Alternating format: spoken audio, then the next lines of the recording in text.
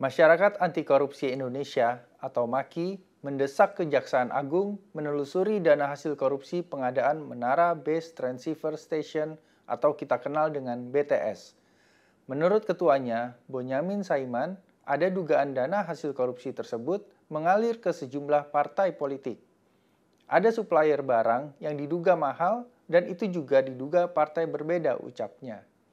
Bonyamin juga mendesak agar Kejaksaan Agung menerapkan pasal tindak pidana pencucian uang. Dengan seperti itu, menurutnya akan terlacak siapa saja yang menikmati uang haram hasil korupsi tersebut. Sementara Yudi Samhudi Suyuti, Koordinator Eksekutif Jaringan Aktivis Kemanusiaan Internasional, berpendapat Partai Nasdem bisa kena hukuman pembekuan bahkan dibubarkan. Ini menurutnya bisa terjadi kalau Kejaksaan Agung dapat membuktikan adanya aliran dana ke partai tersebut. Menurutnya, berdasarkan Undang-Undang Politik Pasal 48, partai yang melakukan pelanggaran hukum bisa kena sanksi pembekuan. Jika dalam masa pembekuan kembali melanggar hukum, maka partai tersebut bisa dibubarkan. Walau menurutnya, berdasarkan undang-undang, pembubaran hanya bisa dilakukan oleh Mahkamah Konstitusi. Seperti yang sudah kita ketahui, pada pekan kemarin, Kejaksaan Agung telah menetapkan mantan Menkominfo Johnny G. Plate sebagai tersangka dugaan korupsi. Menurut jaksa, mantan sekjen Partai Nasdem ini diduga terlibat dalam korupsi pengadaan menara BTS dan infrastruktur pendukungnya. Nilai kerugian negara atas praktek korupsi ini tidak tanggung-tanggung, diperkirakan lebih dari 8 triliun rupiah.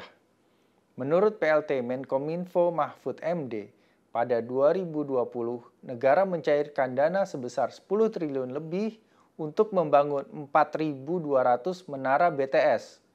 Namun, sampai Maret 2022, dilaporkan hanya 1.100 menara yang telah dibangun. Bahkan telah diperiksa lewat satelit, menara yang benar-benar berdiri hanya berjumlah 958 unit. Berdasarkan perhitungan, untuk membangun 958 menara menghabiskan dana 2,1 triliun. Jadi, masih ada dana 8, sekian triliun yang harus dipertanggungjawabkan, menurut Pak Mahfud MD. Proses hukum terhadap kasus ini sedang berjalan. Kejaksaan Agung juga telah berkomitmen untuk menelusuri aliran dana yang dikorupsi tersebut.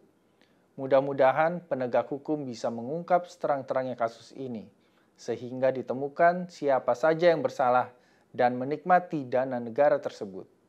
Siapapun yang terlibat, termasuk kalau itu partai politik, dia harus dihukum sesuai hukum yang berlaku. Salam solidaritas.